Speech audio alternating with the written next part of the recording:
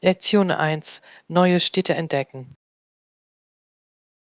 Ich würde sehr gerne eine Stadt besuchen, in der wir noch nie waren. Das klingt spannend. Welche Stadt haben Sie im Blick? Ich habe viel Gutes über Barcelona gehört. Die Architektur ist atemberaubend. Barcelona wäre fantastisch. Die Gaudi-Bauten sind atemberaubend. Genau. Ich kann es kaum erwarten, die Sagrada Familia persönlich zu sehen. Das muss man unbedingt gesehen haben. Und wie ist das Essen dort?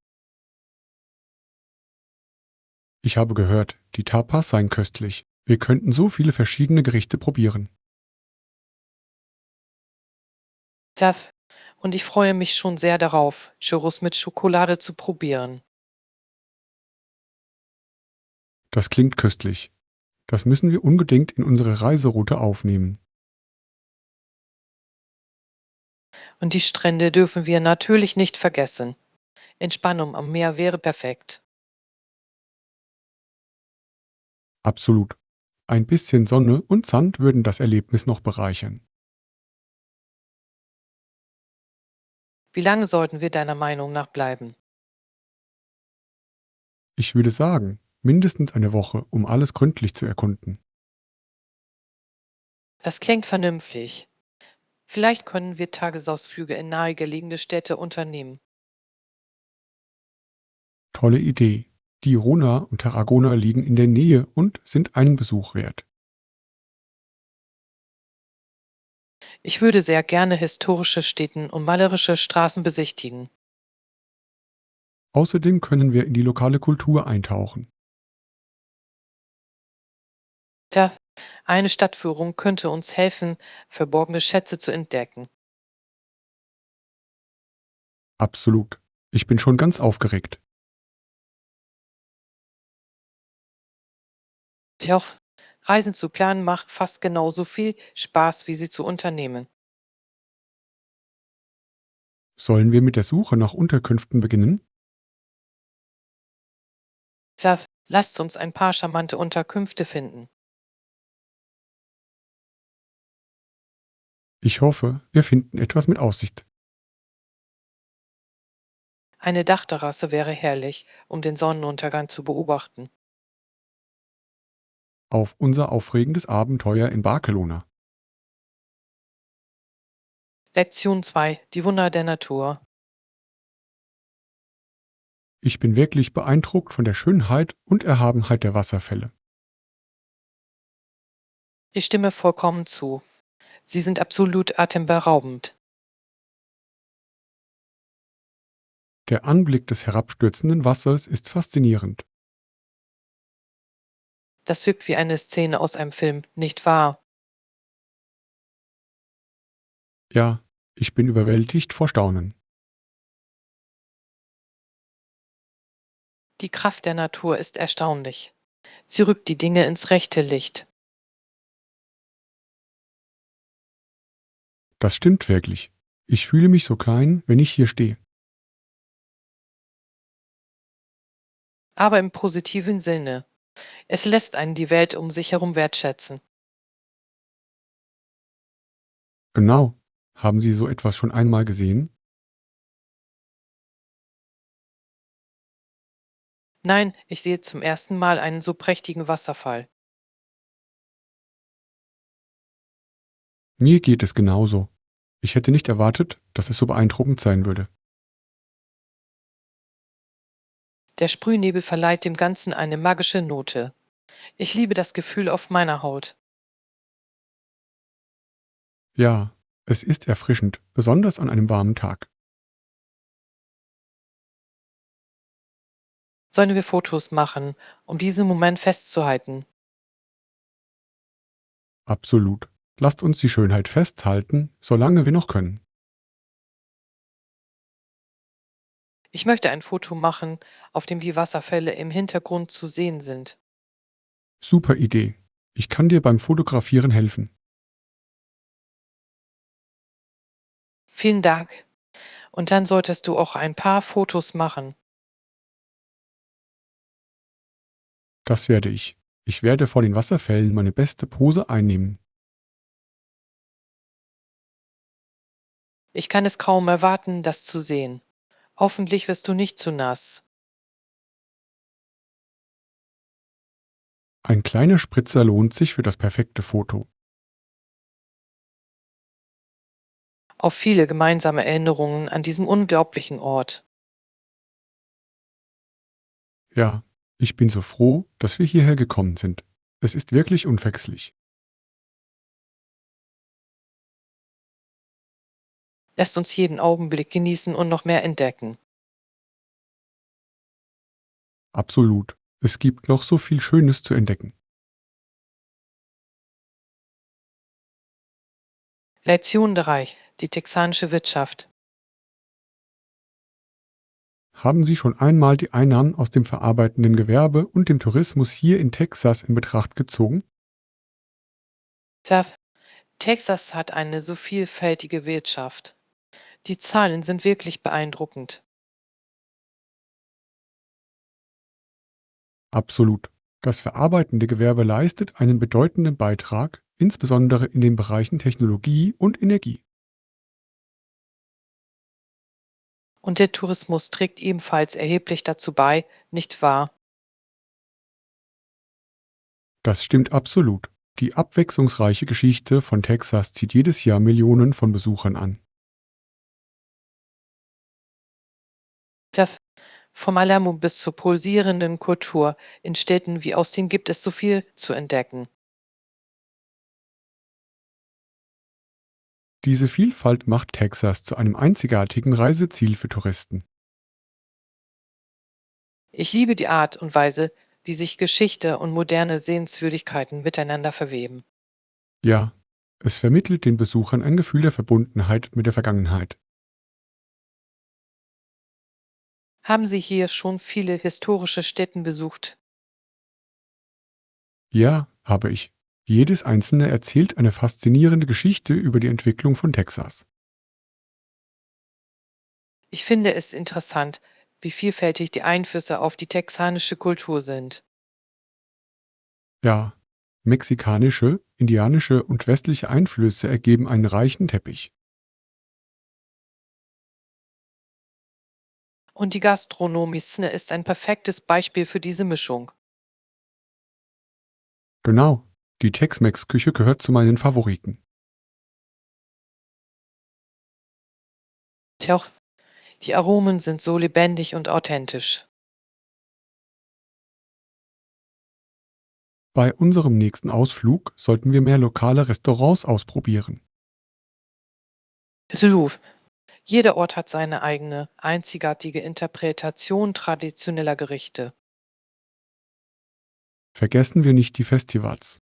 Sie zelebrieren die Kultur von Texas auf wunderschöne Weise. Das stimmt. Veranstaltungen wie die San Antonio Fiesta zeigen den Geist und die Vielfalt von Texas. All dies ist von entscheidender Bedeutung für die Wirtschaft des Bundesstaates und unterstützt die lokalen Unternehmen. Das stimmt wirklich. Es ist erstaunlich, wie alles miteinander verbunden ist. Ein Hoch auf die farbenfrohe Geschichte von Texas und ihre Beiträge. Lektion 4: Planung einer Sightseeing-Tour. Hast du dich schon entschieden, wohin du morgen Sehenswürdigkeiten besichtigen willst? Ich überlege, das Kunstmuseum zu besuchen. Ich habe gehört, die Ausstellungen seien faszinierend. Das klingt wunderbar. Kunstmuseen bieten oft solch bereichernde Erlebnisse. Tja, außerdem macht es mir Spaß, verschiedene Kunststile und Epochen zu erkunden. Um welche Uhrzeit sollten wir deiner Meinung nach losfahren? Ich glaube, es öffnet um 10 Uhr. Das sollte uns genügend Zeit geben. Perfekt. Sollen wir vorher frühstücken gehen? Absolut. Ein gutes Frühstück gibt uns die nötige Energie für den Tag. Ich kenne ein tolles Café in der Nähe, das köstliche Pfannkuchen serviert. Pfannkuchen klingen köstlich. Lasst uns das zu unserem Frühstückslokal machen. Nach dem Frühstück können wir zum Museum spazieren. Es ist nicht weit entfernt. Das wird herrlich sein. Ein schöner Spaziergang hilft uns, das Essen zu verdauen. Möchtest du unsere Kameras für ein paar Fotos benutzen? Auf jeden Fall. Ich möchte die wunderschöne Kunst und unsere Abenteuer festhalten. Ich kann es kaum erwarten zu sehen, was wir gemeinsam entdecken werden. Ich auch nicht. Kunst hat die Gabe, Gespräche und Ideen anzuregen. Genau. Wir können unsere Sichtweisen auf das, was wir sehen, diskutieren. Ich hoffe, es gibt auch interaktive Ausstellungsstücke. Die machen immer Spaß. Das wäre ein toller Bonus. Dadurch wird der Besuch interessanter. Tja, Lernen sollte immer Spaß machen. Sollen wir nachsehen, ob im Museum irgendwelche besonderen Veranstaltungen stattfinden? Gute Idee. Ein Vortrag oder eine Führung könnten unseren Besuch bereichern. Ich schlage es nach, während wir unsere Getränke genießen. Ausgezeichnet. Auf einen Tag voller Kunst und Inspiration. Darauf ein Hoch. Lasst uns das Beste aus unserem Sightseeing-Abenteuer machen. Lektion 5: Kreative Nachhaltigkeit. Das ist ja fantastisch. Schaut euch diese wunderschönen Taschen aus recyceltem Plastik an. Da stimme ich zu. Das ist eine clevere Art, Abfall zu reduzieren und Kreativität zu fördern. Sie sind sowohl stilvoll als auch umweltfreundlich. Klar, ich liebe es, wie Kreativität Abfall in etwas Nützliches verwandeln kann. Haben Sie schon mal Schmuckstücke aus alten Schlüsseln gesehen? Tja, die sind ja so einzigartig und raffiniert. Ich überlege, mir ein paar zu kaufen.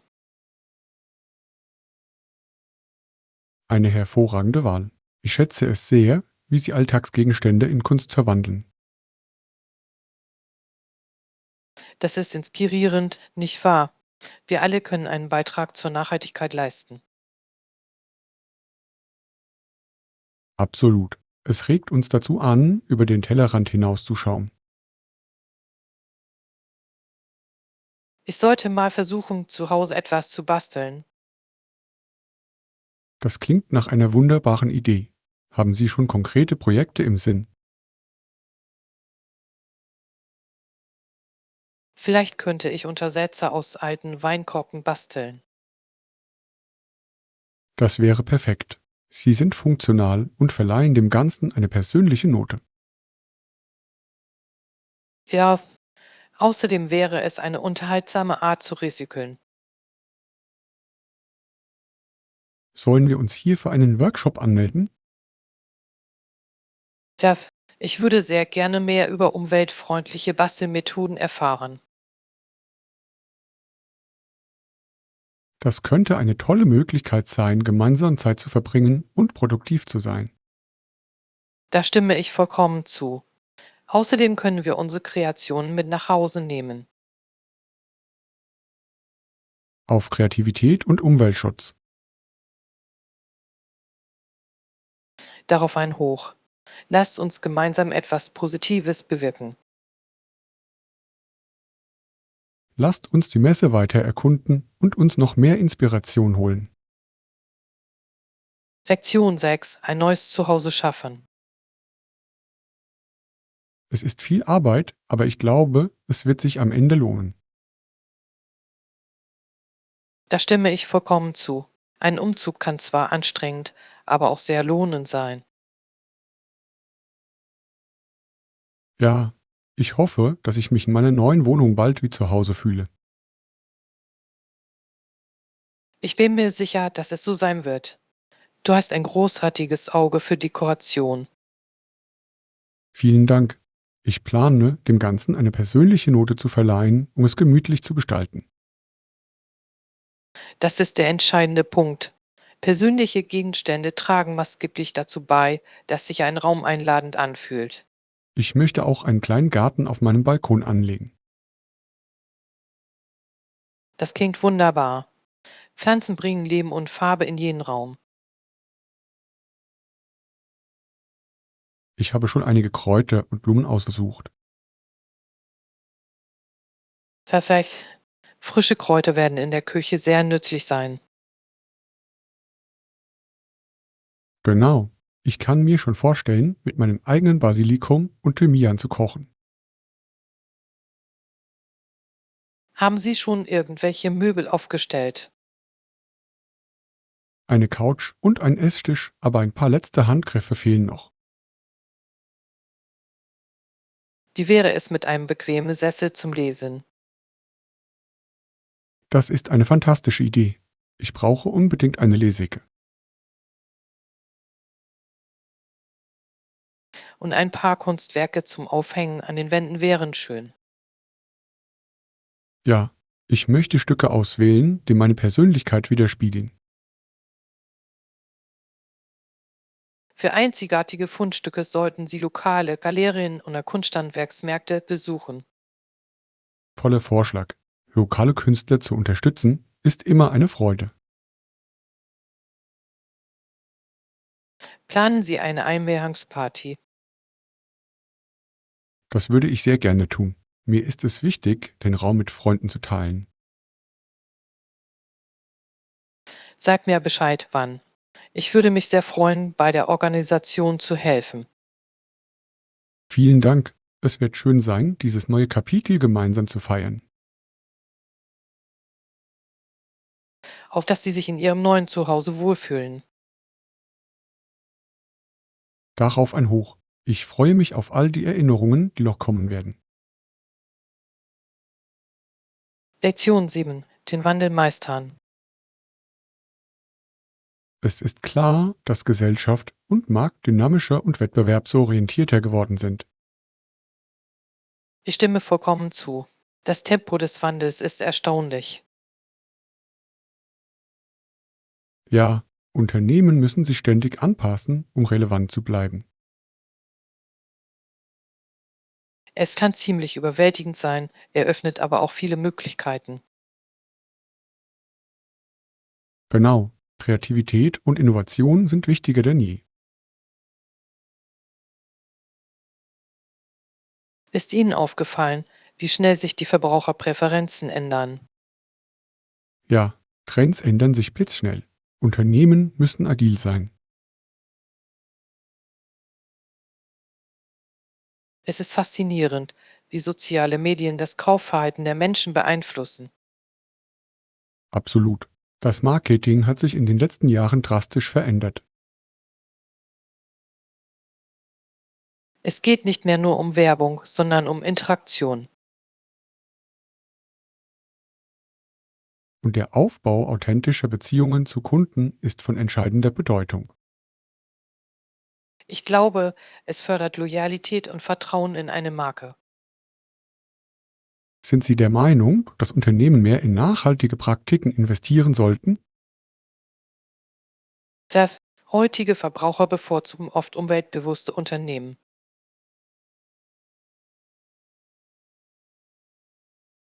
Das stimmt. Nachhaltigkeit kann ein starkes Verkaufsargument sein. Es ist beeindruckend, wie manche Marken diese Werte erfolgreich integrieren. Genau, es spiegelt Ihr Engagement für die Gemeinschaft und den Planeten wider. Sollten wir berücksichtigen, wie sich diese Dynamiken auf unsere eigenen Projekte auswirken. Auf jeden Fall. Wir müssen die Trends im Auge behalten, um uns gut positionieren zu können. Lasst uns auch darauf konzentrieren, unserem Publikum einen echten Mehrwert zu bieten. Einverstanden. Spannende Inhalte ziehen immer die Aufmerksamkeit auf sich. Auf den Erfolg im Wettbewerb mit Kreativität. Darauf ein Hoch. Lasst uns die Veränderungen annehmen und gemeinsam Innovationen vorantreiben. Lektion 8. Abenteuer beim Lebensmitteleinkauf. Ich schiebe den Einkaufswagen kreuz und quer durch den Laden, um alles auf meiner Liste zusammenzusuchen. Das klingt nach einer ganz schönen Aufgabe. Ist der Wagen schwer? Es ist zwar viel, aber ich schaffe es. Wenn ich fertig bin, fühle ich mich allerdings, als hätte ich ein richtiges Workout absolviert. Darf Einkaufen im Supermarkt kann durchaus eine Form von Bewegung sein. Absolut. Das sollte ich in mein Fitnessprogramm aufnehmen. Warum nicht? Kalorien beim Einkaufen verbrennen ist effizient. Ja, und ich versuche, schnell zu handeln und den Wochenendansturm zu vermeiden. Clever gedacht. Im Laden kann es ziemlich voll werden. Ich navigiere durch die Gänge wie ein Rennfahrer. Geschwindigkeit und Präzision.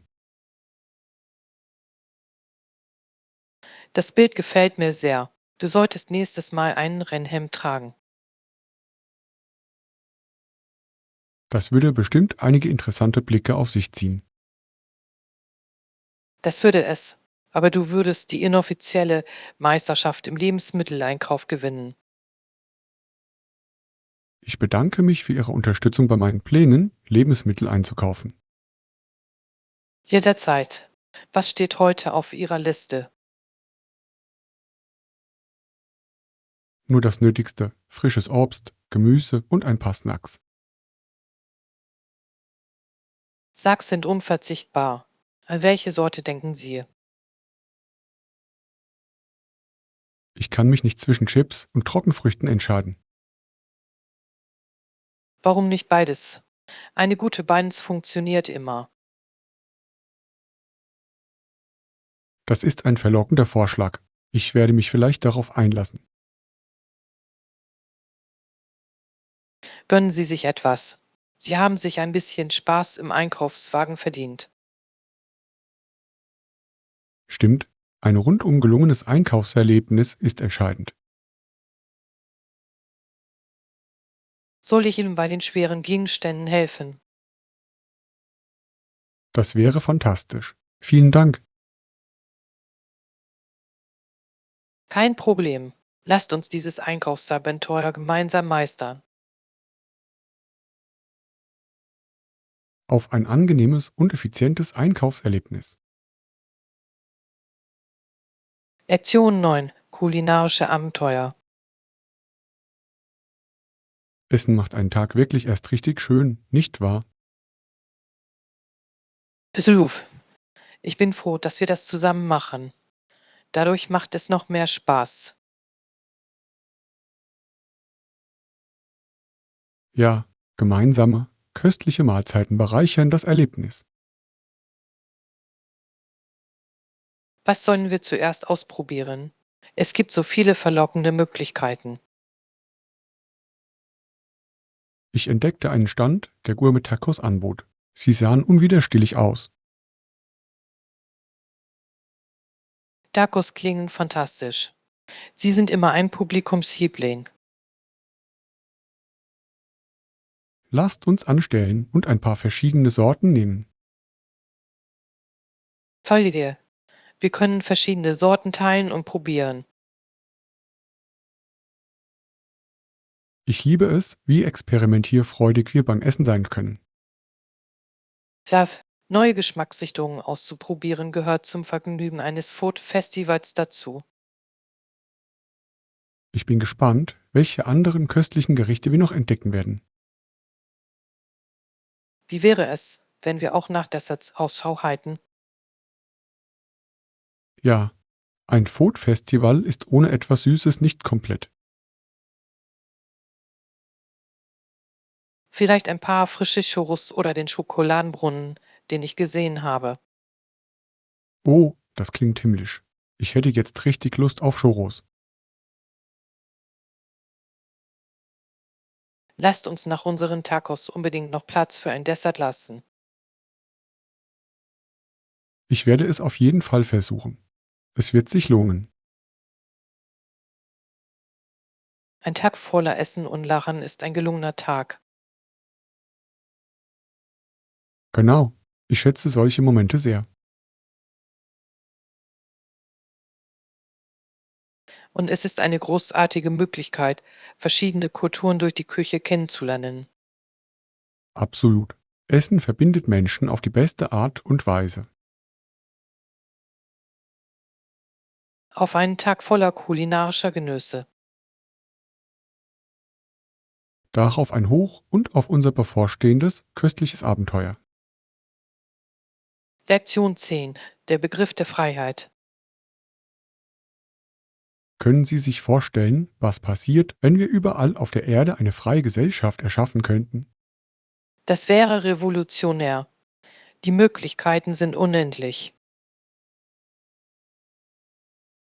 Es handelt sich jedoch um ein komplexes Thema. Es gibt so viele Faktoren zu berücksichtigen. Zuruf. Es geht nicht nur darum, Freiheit zu erlangen, sondern auch darum, sie zu bewahren. Einverstanden. Und es war nicht meine Absicht, ausgerechnet mich für ein bestimmtes System argumentieren zu lassen. Darum ist das so. Sie haben durchaus berechtigte Argumente hinsichtlich der Stärken verschiedener Systeme vorgebracht. Ich schätze Ihr Selbstvertrauen, aber ich habe das Gefühl, dass ich in der Unterzahl wäre. Unterschätzen Sie Ihre Gedanken nicht. Jede Stimme zählt in diesen Diskussionen. Stimmt. Ich denke, es ist wichtig, einen offenen Dialog zu ermöglichen. Verf Unterschiedliche Perspektiven einzubeziehen, kann zu umfassenderen Lösungen führen. Da stimme ich zu. Gesellschaften entwickeln sich durch Gespräche und Debatten. Außerdem fördert gegenseitiges Zuhören das Verständnis und die Zusammenarbeit. Und es ermöglicht uns, eine gemeinsame Basis zu finden, selbst wenn wir unterschiedlicher Meinung sind. Auf jeden Fall.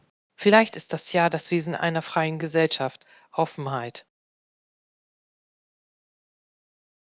Das gefällt mir. Eine Gesellschaft, die die Auseinandersetzung mit Ideen fördert, kann gedeihen. Ganz genau.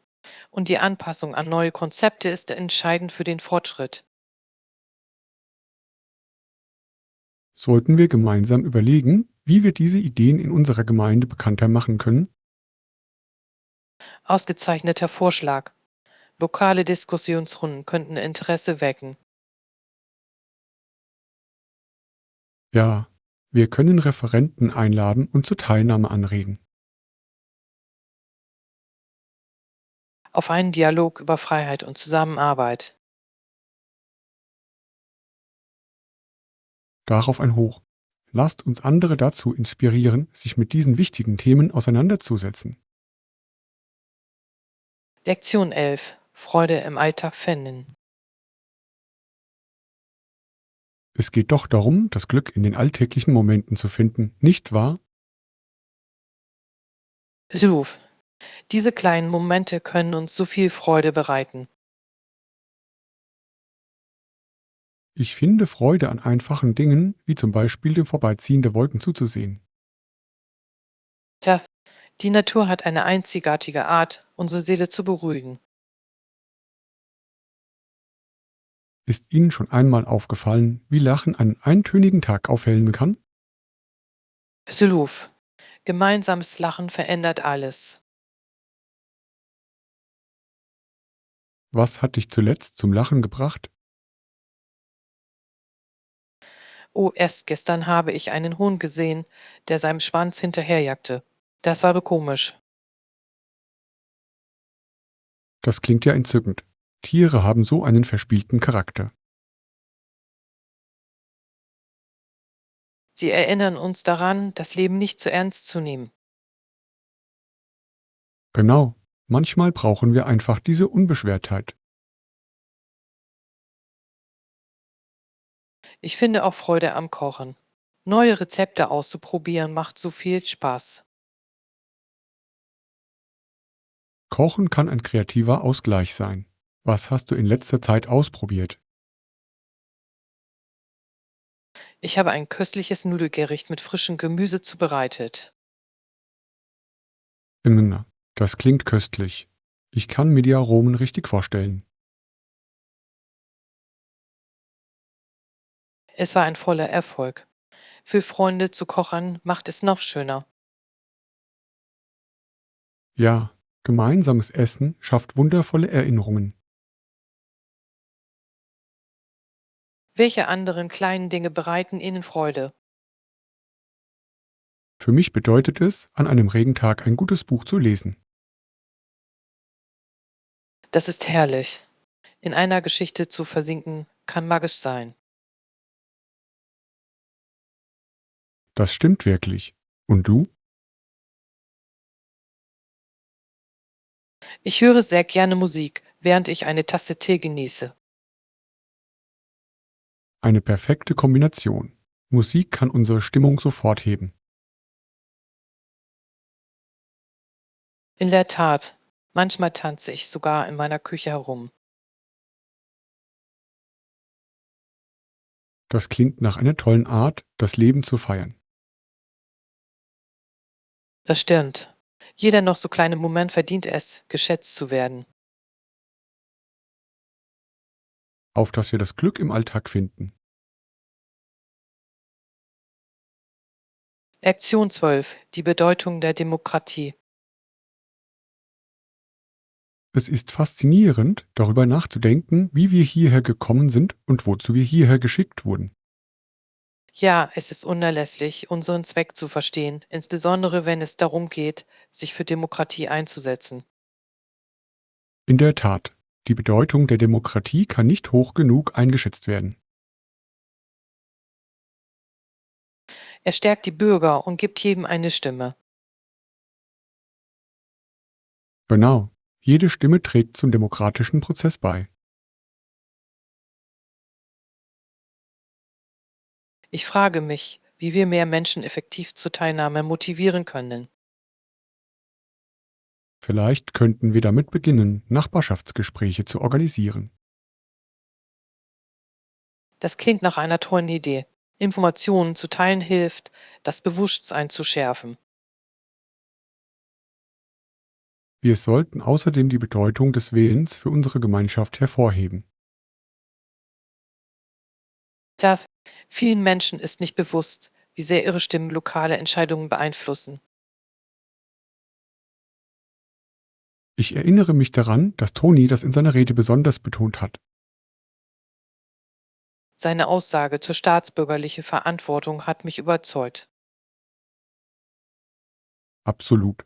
Demokratie beruht auf der aktiven Beteiligung aller Mitglieder. Apropos, wir sollten auch die jüngeren Generationen motivieren. Das ist entscheidend.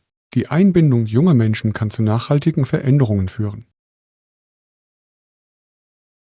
Wir könnten die Einrichtung von Workshops in Schulen in Erwägung ziehen. Eine großartige Idee. Frühe Aufklärung über Demokratie könnte Interesse wecken. Zudem könnte die Nutzung sozialer Medien unsere Bemühungen verstärken, jüngere Zielgruppen zu erreichen. Ja, Plattformen wie Instagram und TikTok könnten effektiv sein. Stellen Sie sich eine unterhaltsame Kampagne vor, die Menschen dazu anregt, mehr über ihre Rechte zu erfahren. Die Idee gefällt mir sehr. Informative und gleichzeitig ansprechende Inhalte können Aufmerksamkeit erregen. Ein Hoch auf die Förderung der Werte der Demokratie in unserer Gemeinschaft. Darauf ein Hoch. Lasst uns andere dazu inspirieren, aktiv zu werden und ihre Stimme zu erheben. Lektion 13. Umgang mit Konflikten. Uns wird oft gesagt, dass das Schlimmste, was wir tun können, darin besteht, Konflikte zu verursachen, selbst wenn wir damit das Richtige tun wollen. Ja, das ist eine interessante Sichtweise. Sie regt mich zum Nachdenken darüber an, wie wir mit schwierigen Situationen umgehen. Genau. Manchmal kann das Eintreten für das Richtige zu Meinungsverschiedenheiten führen. Das stimmt. Aber ist es wirklich besser zu schweigen, um Konflikte zu vermeiden? Das ist das Dilemma, nicht wahr? Wir wollen uns für das Gute einsetzen, ohne Spannungen zu erzeugen.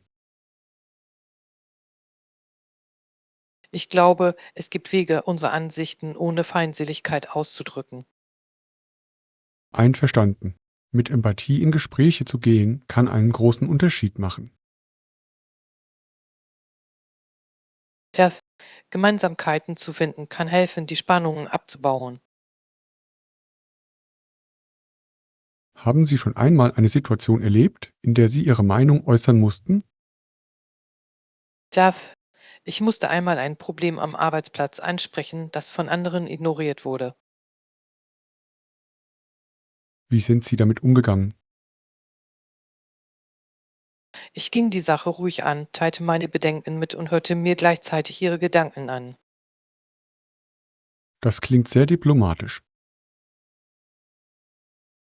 Es trug dazu bei, einen konstruktiven Dialog zu eröffnen, anstatt Reibungen zu erzeugen.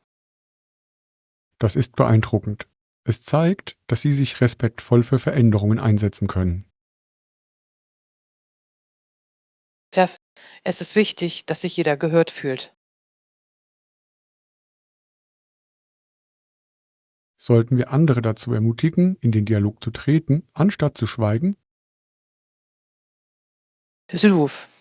Es fördert ein gesünderes und offeneres Umfeld. Schließlich können Konflikte manchmal auch zu wichtigen Lösungen führen. Der Veränderung erfordert Mut, auch wenn sie unangenehm ist. Ein Hoch auf das Eintreten für das Richtige, selbst bei Meinungsverschiedenheiten. Lektion 14. Stürmische Erinnerungen. Neulich erst fing ich an, draußen Geräusche zu hören. Pfiffe. Das für Dinge. Ich konnte hören, wie der Wind stärker wurde und die Äste raschelten. Das klingt unheimlich. Warst du nervös? Ein bisschen. Dann zuckte ein greller Blitz über den Himmel.